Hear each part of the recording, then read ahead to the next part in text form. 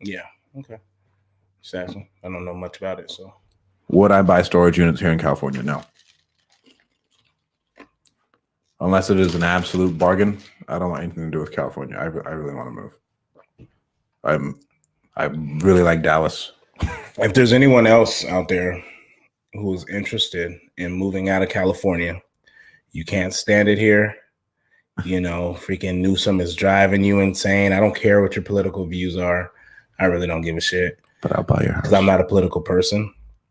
But if you are so fed up here, so what if you got tenants there? Just let me know.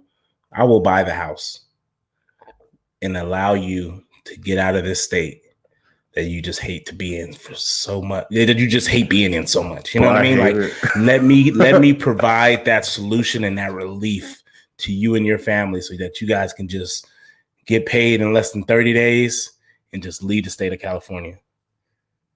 Oh, I would have wholesaled my house in Bakersfield if I had enough equity.